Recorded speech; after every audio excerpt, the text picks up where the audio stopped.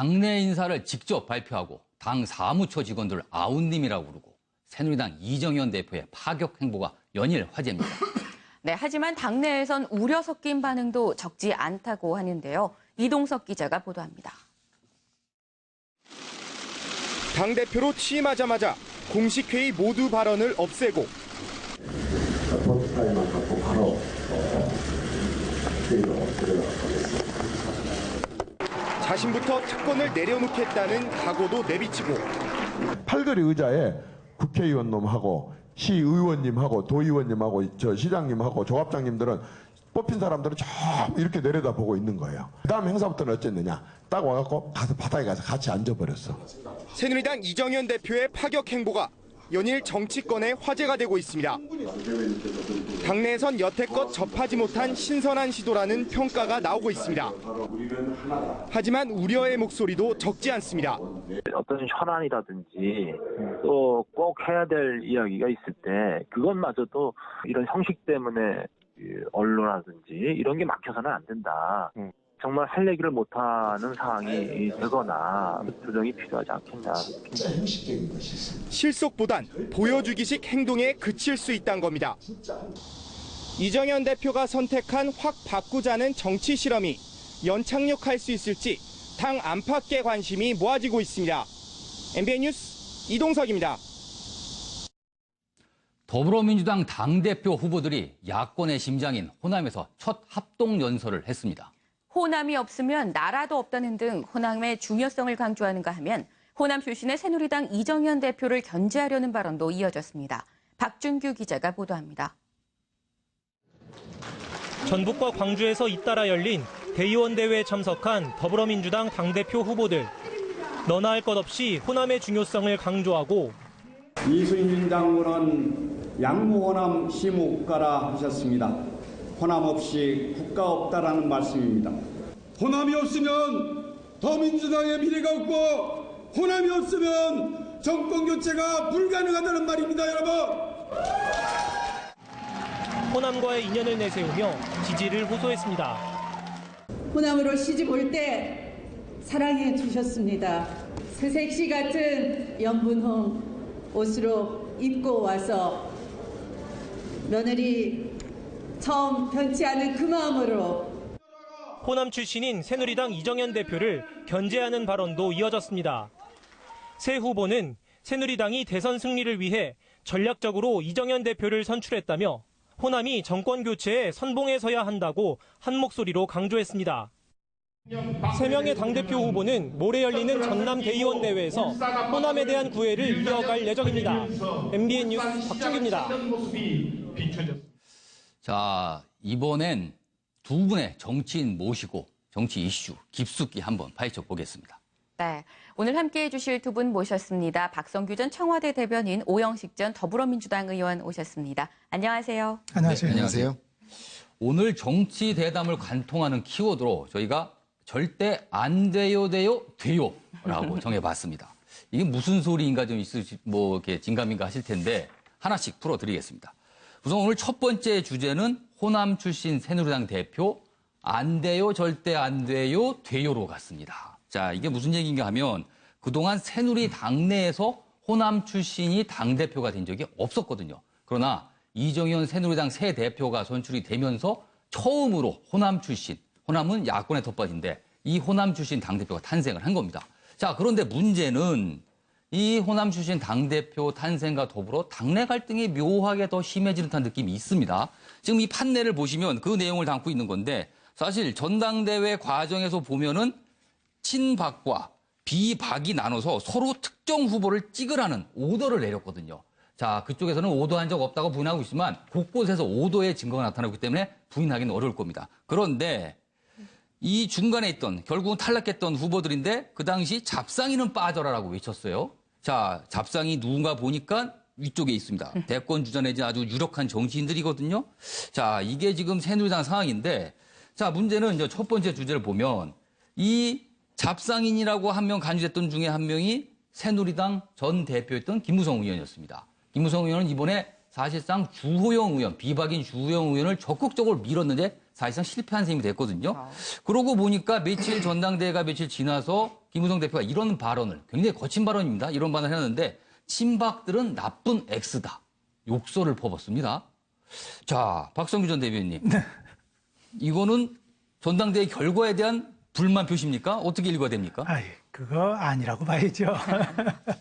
예, 뭐냐면은 그동안 본인이 대표로 있었던 시절에 이른바 친박이라고 하는 일부 인사들이 대표를 흔들게 하고 사사건건 시비 걸었던 그런 부분에 대한 안타까움을 토로한 것이죠. 이정현 대표가 40.9% 받았습니다. 네. 김무성 대표가 적극 지지했던 주호영 대표 후보 29.4% 받았어요. 차이 많이 났죠. 누구도 이 민심의 결과, 이 표심을 부인할 수 없죠. 김무성 대표도 당연하고, 그래서 그런 부탁도 하지 않습니까? 이정현 대표가 대통령과 정기적으로 좀 만났으면 좋겠다. 만나서 당청 간의 소통의 창구를 좀 만들었으면 좋겠다. 네. 이렇게 했고요. 정말 중요한 것은 앵커께서 말씀하셨듯이 영남당, 새누리당의 호남 대표 사상 처음입니다. 정당 역사에 새로운 역사가 만들어졌습니다. 여러 사람들이 생각이 다를 수 있지만 이제 결과가 다 나온 마당이죠. 나온 마당에서는 이제 이정현 대표가 어떻게 하느냐 하는 것이 중요하죠. 많은 분들이 또 후보들이 청와대 출장소가 될 가능성이 높다. 또는 또 다른 부속실이 될 가능성이 높다. 이렇게 문제 제기했던 부분을 이정현 대표 좀 새겨주셔야 될 겁니다. 특별히 당내에서 계파가 없다고 선언했는데 이른바 친박 의원들이 무리하게 활동하고 행동하는 것들을 어떻게 좀 통제해 나갈 것이냐. 그리고 이번에 아무래도 상심하고 실망한 비박들을 어떻게 끌어안고 갈 것이냐. 네. 특별히 청와대 관계를 어떻게 설정하고 갈 것이냐 하는 큰 숙제를 이정현 대표가 안았다고 이렇게 봐야 되겠죠. 네. 자, 지금 이 김무성 대표의 발언에 대해서는 꼭 그렇게 불만 이건 아니라냐 평소에 여러 가지 문제에 대해서 지적을 한 맥락에서 나온 발언이라고 했는데 자, 여기서 꼭 그 발언은 아니지만 그 전까지 김무성 대표가 했던 발언 하나 듣고 가겠습니다. 이정현 대표가 일을 잘 하기 위해서는 집권 여당의 대표는 대통령과 정례회동을 반드시 해야 됩니다. 저는 그걸 1년 9개월 동안 못했습니다. 그래서 이정현 대표가 대통령 정례회동을 해서 당정이 서로 활발한 소통 속에 대통령의 남은 임기를 제대로 잘 도우고 또 다음 대통령 선거에 우리가 승리할 수 있는 기틀을 잘 마련해 주기를 바랍니다. 김무성 전 대표 등 지금 멘붕 상태 아니겠느냐 했는데 그렇습니까?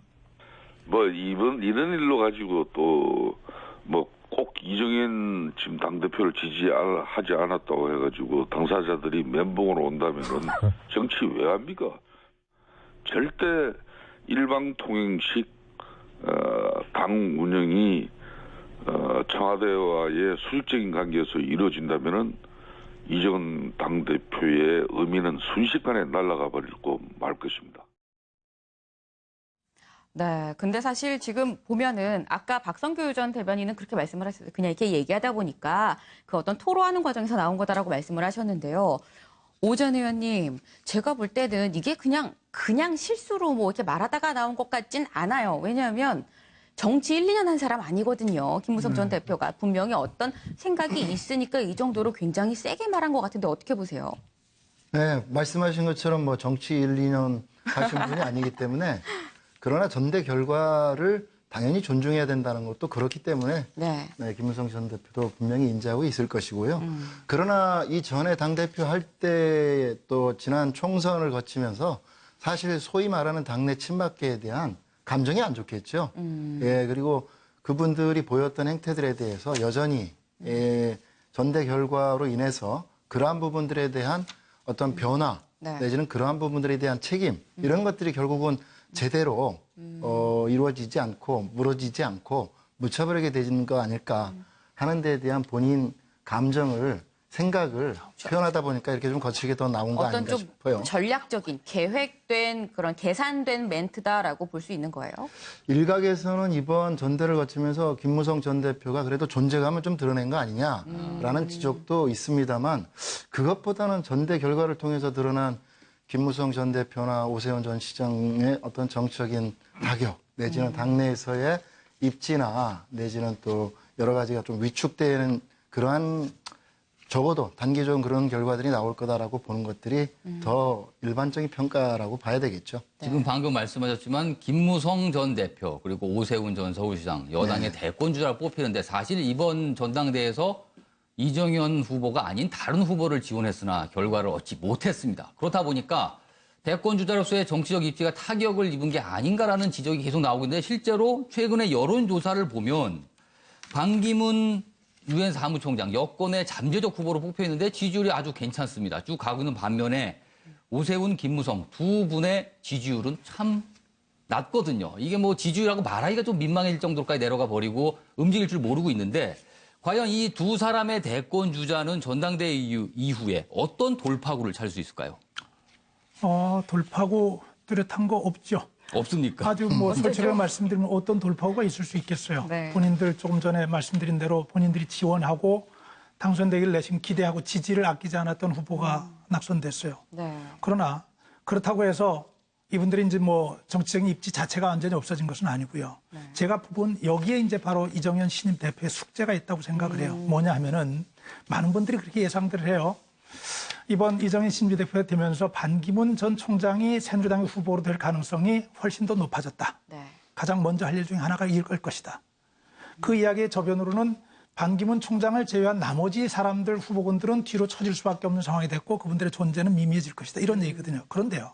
대통령 선거라는 게 후보 세우는 것이 목적이 아니고 후보를 당선시키는 것이 목적이거든요. 그렇죠. 그 후보가 당선될 수 있도록 하기 위해서는 경선 과정에서 역량 있는 후보들이 치열하게 경쟁할 수 있는 역동성을 만들어내야 합니다. 그래서 이정현 신임 대표가 가져야 하는 가장 큰 숙제가 이번에 이겨서 반기문 후보가 가장 중요한 입장에 섰다고 하는 이 의미 이외에 지금 말씀하셨던 본인을 지지하지 않았던 본인과 다른 쪽에 서 있던 김무성, 오세훈 또 남경필, 김문수 포함하는 이런 모든 여타의 후보군들이 같이 성장할 수 있도록 판을 좀 만들어줘야 하는 것도 굉장히 중요합니다.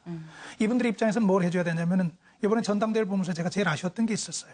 뭐냐면은 다 당 바꾸겠다, 혁신하겠다 하는데 나만이 적임자다고 얘기를 다 하면서도 어떤 방식으로 하겠다고 하는 방법에 관한 문제가 없었습니다.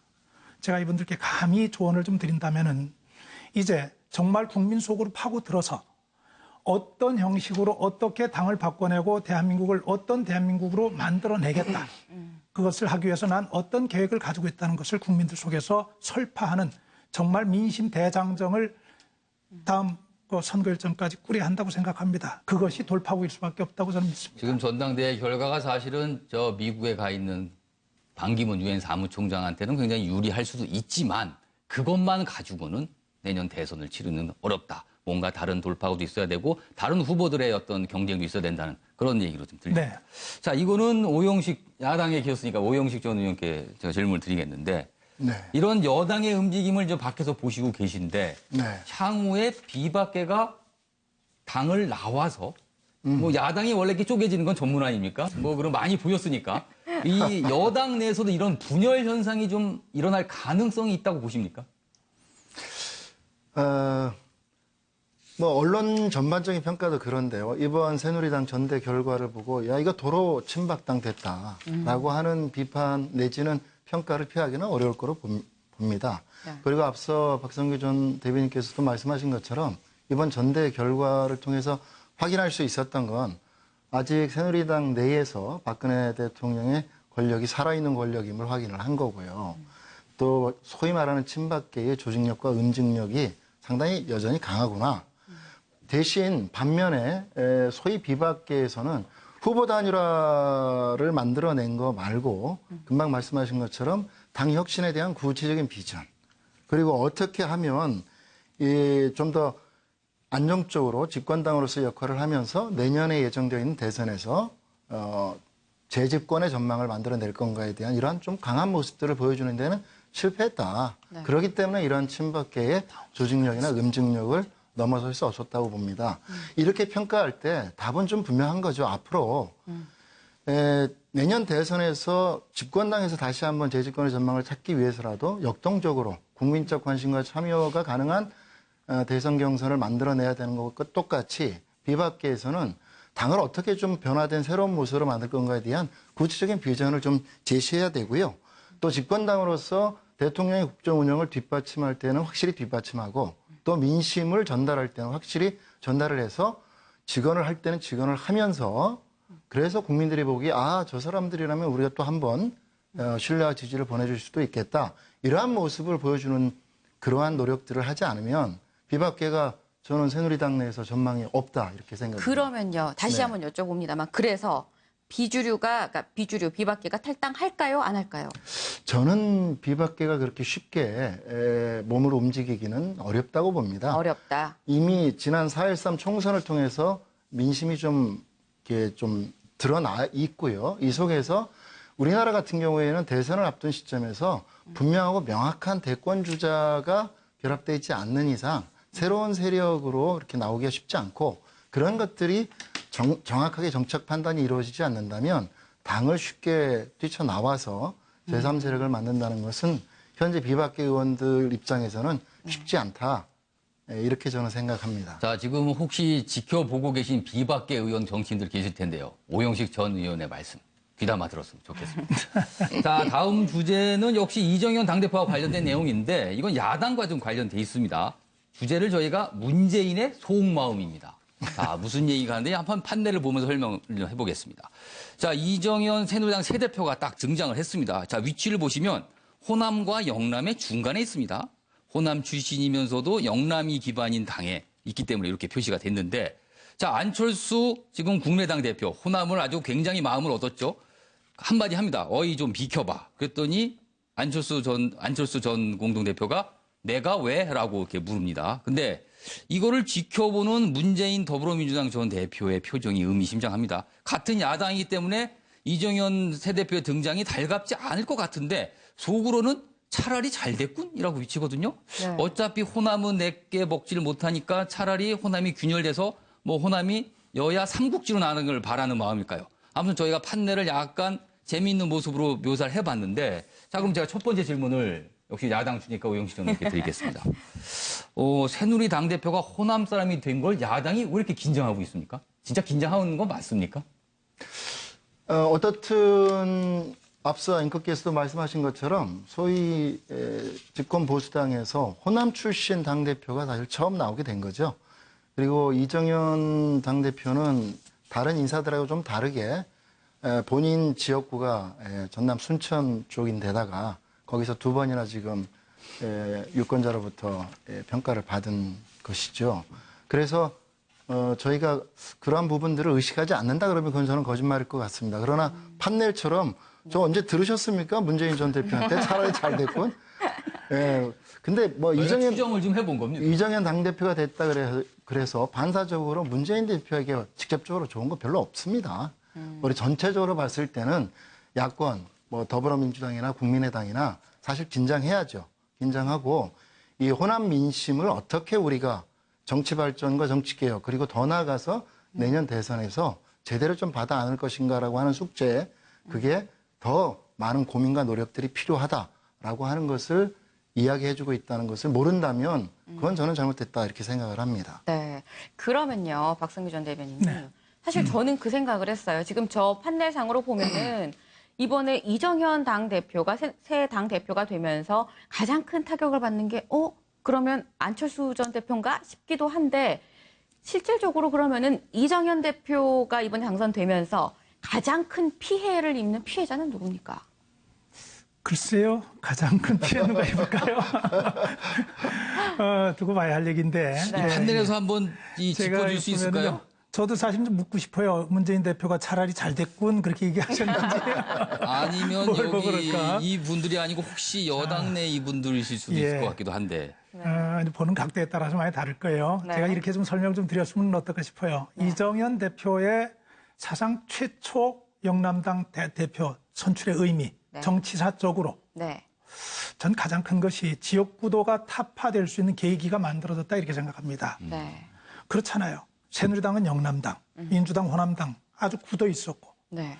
호남은 어떻게 하더라도 영남 지지하지 않는 분위기였었고 그렇죠. 영남은 어떻게 하더라도 호남을 배척하는 분위기였었습니다. 호남 후보를. 그런데 영남당으로 누구나가 다 알고 있는 당에 호남 대표가 나섰다고 하는 것, 난 정치사에 굉장히 큰 의미가 있는 거라고 생각을 합니다. 네. 그런 측면에서 안철수 후보를 피해자라고 얘기하는 것은 지난번에 호남은 무조건 민주당이라고 생각했는데 민주당이 아닌 다른 대안을 찾았기 때문에 그 대안으로서 안철수 후보가 사랑을 좀 받았던 것이고 네. 그것이 새로운 이정현 대표에 의해서 조금 더 희석되는 것 아닌가 하는 그런 해석일 것 같아요. 네. 그런데 저는 당연히 이번 결과를 놓고 지난번 총선에서도 마찬가지지만 호남은 좀 흔들려야 한다고 생각합니다. 갈등이 좀 있어야 한다고 생각해요. 지지하는 데 있어서. 그런데요. 네. 사실 그래서 여쭤보고 싶은 네네. 게 더 있는데 그렇다면 과연 호남 민심, 아까 말씀하신 대로 새누리당은 영남당이라는 표현을 쓰셨거든요. 예, 그런 측면이 강했죠. 예, 그런 네. 측면이 강했었는데 그런 새누리당이 호남 민심을 과연 이번에 얻을 수 있을 것인가? 호남 민심이 이번 이정현 당대표로 새누리당으로 옮겨갈 수 있을 것인가에 대해서는 어떻게 보세요? 저는 꽤 가능성이 높다고 봅니다. 왜냐하면 저도 개인적으로 좀 궁금했어요. 네. 저도 호남 사람이기도 하고 네네. 몇 사람에게 물어봤어요. 네. 그쪽에 언론인들도 그렇고 네. 그리고 제가 가까이 지내는 사람들한테도 물어봤더니 굉장히 제가 생각하는 것 이상으로 높게 평가를 하고 있어요. 그러나 이 평가라고 하는 것이 표로 이어진다고 하는 것과는 다른 차원의 그렇죠. 문제지만 인식이 조금씩 달라지고 있는 거예요. 그 첫 번째 계기가 뭐였냐면은 이정현 후보가 순천 곡성에서 2차례나 지금 당선된 것 아니에요? 네. 그 전까지 있을 수 없는 일이었는데 네. 한 단계 한 단계 조금 더 격을 좀 높여가고 있단 말이죠. 호남 사람들 입장에서는 믿고 기댈 수 있는 자기 고향 출신의 정치인 대표가 한 사람 더 큰 정치인이 나왔다고 하는 의미가 되는 거예요. 그런 측면이 있을 수 있고 이정현 후보 그렇게 얘기하고 다녔죠. 내가 당 대표가 되면은 최소한 내년 대선에서 호남표 20% 끌어올 자신 있다. 지난번 선거에서 박근혜 대표가 받은 표, 후보가 받은 표 얼마 되는지 아세요? 호남에서 20만 표 받았어요.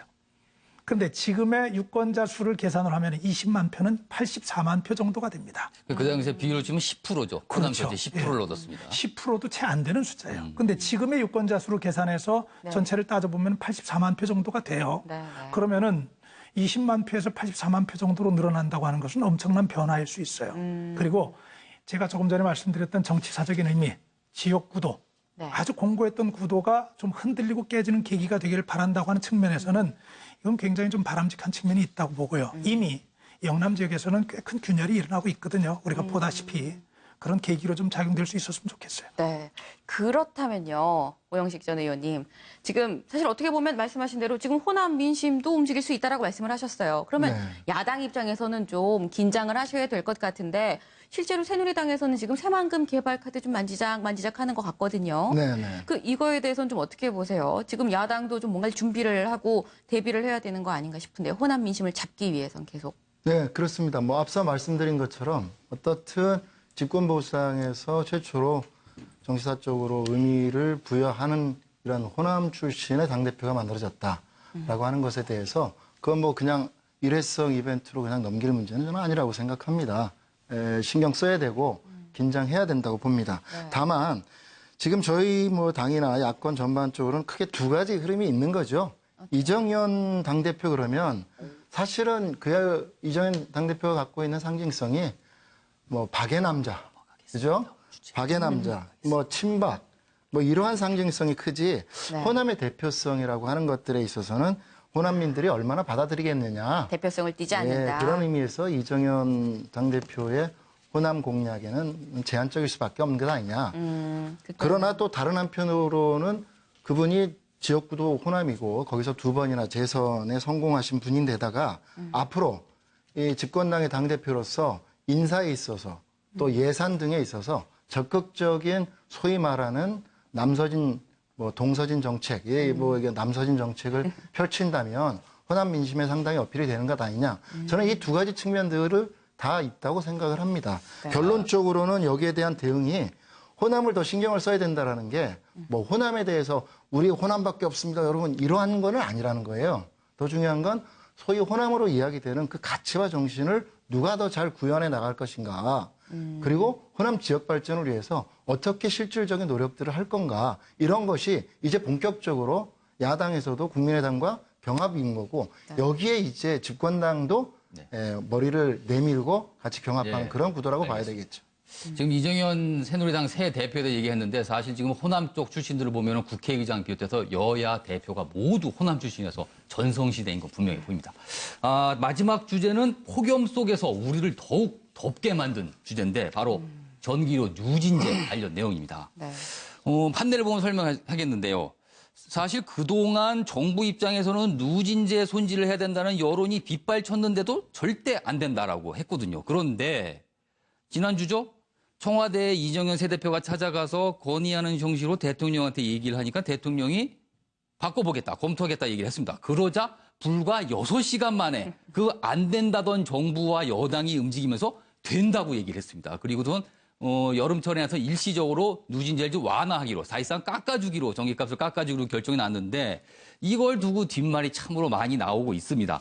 자, 이제 첫 번째 질문을 이 정부 입장이니까 약간 좀 비판적인 시각을 갖고 계실 것 같아요. 오영식 의원께 먼저 하나 짧게 질문 드리겠습니다. 네. 이런 움직임을 좀 어떻게 봐야 됩니까? 국민들 열받게 만드는 거죠. 더 덥게 만드는 행태입니다. 이게 과정에서도 국민들에게 화나게 하는 것도 있지만 또 내놨다는 대책도 사실 되게 미봉책이고요. 뭐 언발에 오줌 누기도 아니고 뭐에 던져주는 것도 아니고 이런 식으로 대응하는 건 좀 문제가 있다고 사실 봐요. 대통령이나 어떤 정치권 문제보다는 공무원들의 너무 지나친 복지부동, 사실은 대통령이나 여당에 과감하게 정부 입장에서 건의도 할 수 있는 문제였거든요. 그런데 그렇습니다. 3시간, 4시간만 하루에 에어컨을 째라는 이런 얘기를 하면서 또 공분을 샀거든요. 제가 국회에 있을 때 이제 산업위원회에 있어서 이 누진제 문제를 너무 잘 알고 있는 사람입니다. 사실은 박근혜 정부 들어선 다음에 2013년, 그러니까 집권 초기죠. 감사원에서 이 누진제 문제 있다. 개선안을 마련하라. 이렇게까지 이야기했음에도 불구하고 여태까지 부처가 이것을 이렇게 완전 무시하고 뭉개고 있다가 대통령이 이정현 새로운 그 친박계 당대표에게 힘을 실어주기 위해서이기도 할 텐데요. 바로 좀 방안을 좀 검토해 보겠다라고 하고 나서 몇 시간 되지도 않아서 그동안은 절대로 안 된다 그랬다가 돼요. 오늘 앵커가 카피한 것 중에서 가장 맞는 겁니다. 안 돼요, 안 돼요 하다가 이러한 식의 대통령이 그냥 알겠습니다. 일일이 챙기거나 대통령 말 한마디에 입장을 바꾸는 이런 것들이 국민들에게는 상당히 정부 정책이나 부처의 신뢰를 오히려 깎아먹는 행위라고 보여집니다. 여당 쪽에 계신 박성규 전 대변인께서는 이 문제를 좀 어떻게 보셨어요? 예. 우선 누진제가 재검토되게 됐다는 건 반가운 얘기입니다. 어찌됐건 간에. 그러나 오영식 전 의원 얘기한 대로 반갑기는 하지만은 반갑다고만 얘기하기는 좀 슬픈 현실이에요. 이미 다 알고 있었던 얘기고 누구나 다 느꼈던 문제인데 왜 이게 이렇게 됐을까? 저는 그만큼 자율성이 없어진 그리고 그만큼 자신감을 상실한 대한민국 정부와 대한민국 공무원들의 문제라고 봅니다. 자신감이 없어졌다. 예. 그렇죠. 그리고 그 문제 이면에는 모든 것들을 청와대에서 결정하고 지시를 해야만 움직일 수밖에 없게 만들어진 이 공직사회 문화의 현재 상태에 굉장히 큰 문제가 있다고 봅니다. 지난번에 제가 그 말씀드렸습니다. 대통령을 모시는 분들 그리고 대통령과 함께 일하는 사람들은 가장 먼저 생각해야 할 자세가 겁니다. 대통령과 다른 곳을 바라봐 주는 것. 대통령이 생각하지 못하는 것을 생각할 수 있는 것. 네. 그래서 이거 해야 됩니다. 이거 해서는 안 됩니다. 이게 지금 중요합니다. 얘기되는데 그 기능이 좀 죽었다는 것이죠. 그게 좀 안타깝고요. 지금 이정현 대표에게 힘을 실어준다고 말씀하셨는데. 그러니까 건의하자마자 바로 대통령이 긍정적 반응을 보이고 정부가 움직였으니까 확실히 누가 봐도 이거는 이정현 새 대표의 공이라고 보여지거든요. 전 그 당연하다고 봅니다. 왜냐하면 이런 경우에 조율해요. 사전에. 그렇죠.